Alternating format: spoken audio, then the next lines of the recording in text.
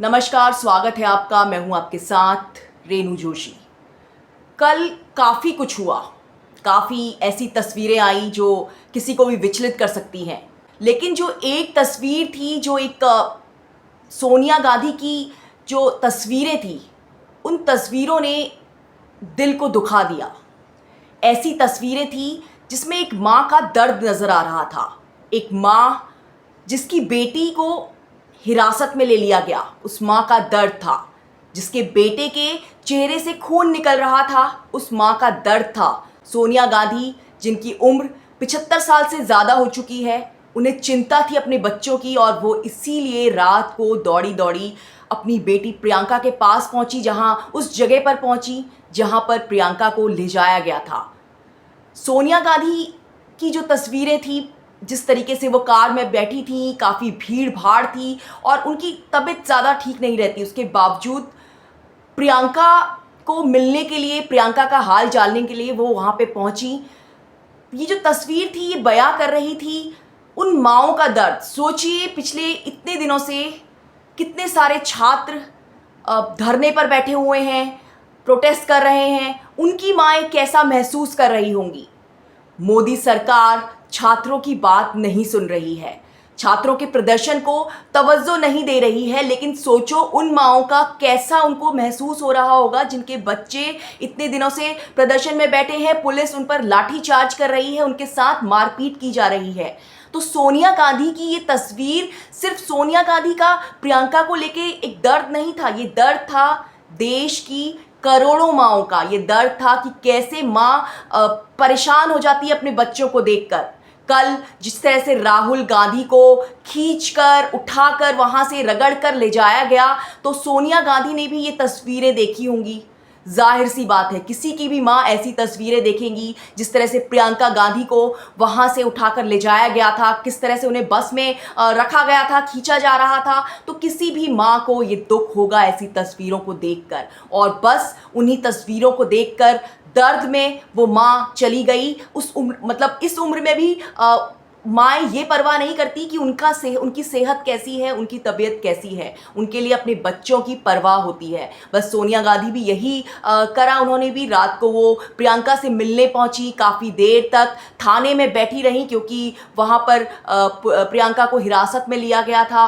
तो ये तस्वीरें ऐसी थी कि हर माँ के लिए, अगर इन तस्वीरों को देख के किसी को भी आंसू निकल आएंगे, इतनी ज़्यादा दर्दनाक थी ये तस्वीरें।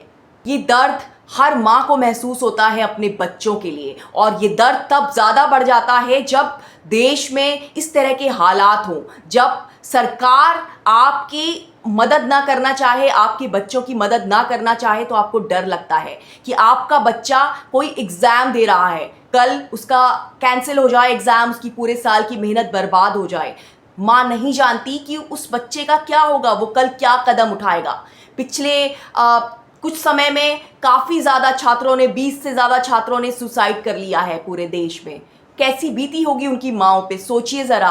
मतलब ये हाल है कि सरकार छात्रों की बातें नहीं सुन रही। छात्र सिर्फ इतनी सी मांग कर रहे हैं कि देश के एजुकेशन मिनिस्टर का इस्तीफा हो, देश की शिक्षा प्रणाली को ठीक किया जाए। लेकिन बावजूद इसके सरकार बात सुनने को तैयार नहीं है, और ऐसे में फिर तस्वीरें इसी तरह की आती हैं जो विचलित कर देती हैं, जो दर्द देती हैं। और कल की तस्वीर सिर्फ, मैं बिल्कुल फिर से कहूँगी, ये तस्वीर सिर्फ सोनिया गांधी की नहीं थी, ये देश की हर उस माँ की थी जो अपने दर्द बच्चों के लिए महसूस करती हैं। क्योंकि अगर बच्चे सेफ़ जोन में होते हैं, अगर वो सेफ़ जगह पे होते हैं, तो माएँ कभी दर्द महसूस नहीं करती। वो सुरक्षित महसूस करती हैं कि उनके बच्चे एक सही जगह पर हैं। लेकिन जब हालात ऐसे हों तो हर माँ को डर लगता है। राहुल गांधी पिछले काफ़ी समय से छात्रों के मुद्दे उठा रहे हैं, वो छात्रों के साथ हैं। लोगों का कहना है, कई लोगों का कहना है कि इसमें राजनीति कर रहे हैं राहुल गांधी।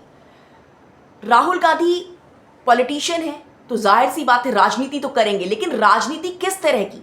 अगर आपके देश के छात्रों के भविष्य के लिए कोई नेता लड़ रहा है, कोई नेता राजनीति कर रहा है, तो इसे क्या बोलेंगे आप? इसे राजनीति करना बोलेंगे? पॉलिटिशियन का तो काम है राजनीति करना, लेकिन राजनीति अगर आम जनता के पक्ष की हो, आम जनता को फायदा देती हो, तो ऐसी राजनीति में क्या गलत है। राजनीति तो ये भी है कि छात्र पिछले इतने दिनों से आंदोलन कर रहे हैं, प्रदर्शन कर रहे हैं, भूखे प्यासे बैठे हुए हैं, लेकिन सरकार उनकी तरफ ध्यान नहीं दे रही। क्या ये राजनीति नहीं है? क्या ये सही राजनीति है? राजनीति हर तरफ है, लेकिन सही राजनीति होना जरूरी है। ये जरूरी है कि जनता सफर ना करे, जनता चीजों को परेशान ना हो, ये ज्यादा जरूरी है।